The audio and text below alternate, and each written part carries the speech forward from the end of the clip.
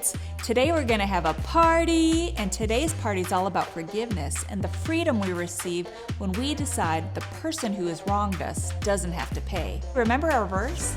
Put up with one another. Forgive one another if you're holding something against someone. Forgive, just as the Lord forgave you. Colossians 3:13.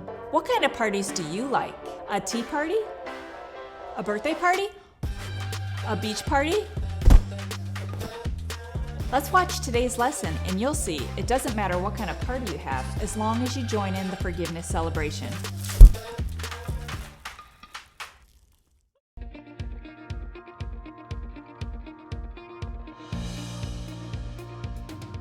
Hey party people! I'm Erica, and actually I'm planning a party to celebrate fixing up my new apartment! All month long, we've been talking about forgiveness. Forgiveness is deciding that someone who has wronged you doesn't have to pay. Forgiveness can clean up some pretty bad messes, which is exactly what I've been doing around this place. So before we get this party started, I'm going to show you one last do-it-yourself hack involving my new kitchen table. My friend Chris volunteered to help me move it into the apartment, which was great of him until the incident.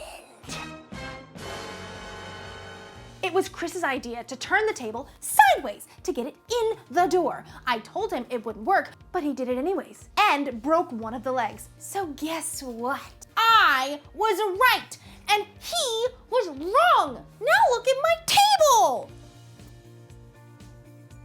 Meh.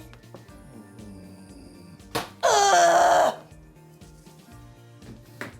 So it was Chris's fault that I have to spend my whole afternoon showing you how to make a table more level. Thanks a lot, Chris. Guess who's not getting invited to the party now? It's you, Chris. Let's do this thing.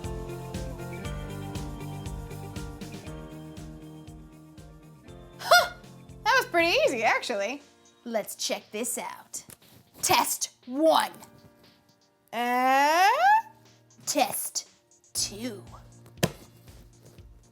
Ooh, yay! Last but not least, test 3. Oh man, so pretty good. Don't think that lets you off the hook, Chris. You're still missing out on my party. Today's story is about a guy who wasn't so sure he wanted to party. My party's going to be great, by the way. We're going to have music and games and snacks. And although Chris would usually be the one to bring the snacks, plus he plays the best games and picks really good music. Ugh! If Chris isn't invited, maybe I'll be the one who misses out. The Bible. It's 66 books of history, stories, letters, and poetry that fit together to form God's one big story. The epic adventure of how He created us and loves us so much that He made a way to rescue us. As we travel through the Bible, from Genesis to Revelation, we discover people who met God and found their lives changed forever. And now for an amazing story, inspired by the book of Luke. Chapter 15, verses 21 through 32. When Jesus wanted to share something important, he often told a story to explain what he meant. Now one day, the religious leaders were grumbling because Jesus chose to bring in outcasts and people who did things wrong. He hangs out with sinners and even, eats with them. Jesus knew their hearts. These men thought they were better than everyone else. So he told them the story of a man and his 2 sons. Now the youngest son asked for his share of his father's money and he took off. He spent his money on parties and all other stuff. But then the money ran out and he ended up at a miserable job feeding pigs while he himself starved. Desperate, the young son returned home planning on begging for mercy and working as a servant. Instead, his father welcomed him with open arms and even planned a party for his lost son in his honor. Ultimately, seemed like a happy ending. But Jesus wasn't finished with the story yet. The older son was in the field.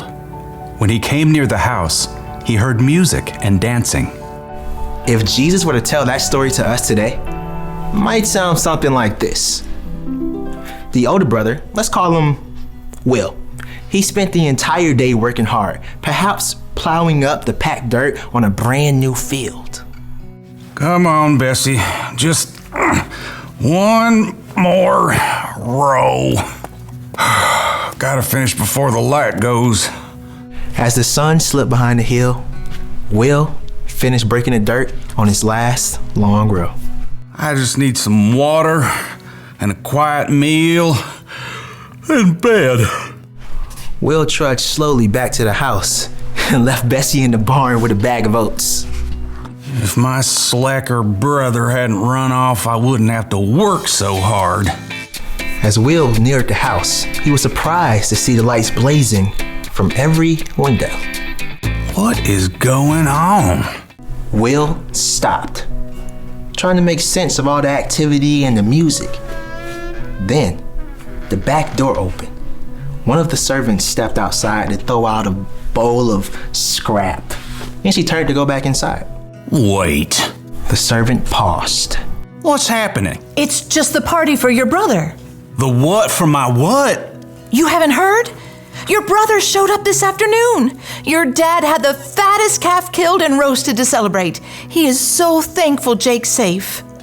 A party? My dad is throwing a party? I'll let the family know you're back. What? No.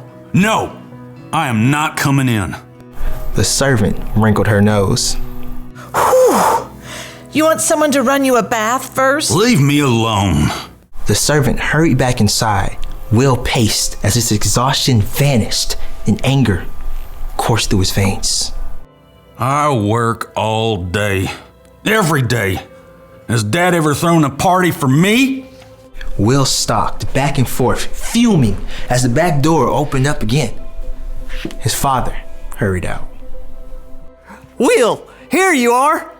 Well, look at that. You decided to remember I exist. Your brother is back. He's okay. Well, that is just fantastic. We're all celebrating, but it's not complete without you. Come on inside.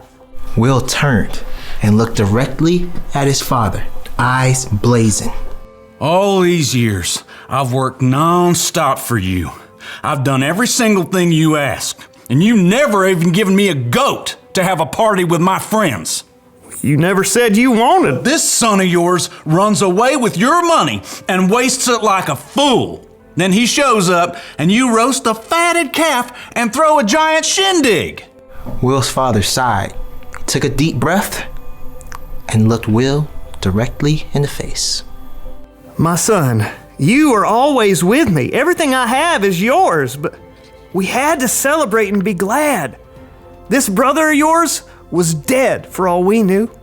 And now he's alive again. He was lost and now he is found. Look, I'm real tired. I plowed the entire north field. Thank you. I think I'll just go to bed. Won't you come into the party?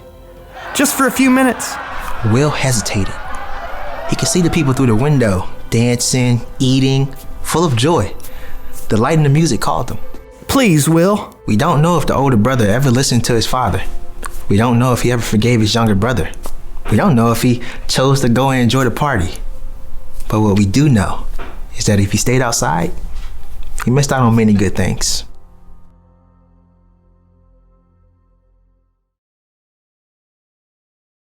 The older brother in Jesus' story totally missed out. Being right was way more important to him than repairing the relationships with his father and brother. The father, on the other hand, forgave his son and threw a big party! Forgiveness is something we should celebrate. Think about it. In the beginning, God decorated for the biggest party ever when he made paradise for his people. But over time, people got further and further and further away from paradise. So, God sent Jesus. Because of what Jesus did for us, we can be forgiven. Jesus even said that when someone turns to God, there's great joy in heaven. Maybe like a party! When you forgive someone in your heart, that's worth celebrating. I mean, forgiveness can save relationships. It can even make someone else feel like they matter. And forgiveness can take the weight off your shoulders too. But when you hold grudges and you don't forgive, you can miss out on all that stuff. That's why the one thing to remember today is this. When you don't forgive, you miss out. So, of course, I'm going to forgive my friend Chris for breaking my table even though I was right and he was wrong. I don't want to miss out on our party. And I definitely don't want to miss out on our friendship. That's way more important to me than being right. Well, that's all for now. I've got to go get ready for a party. See you around.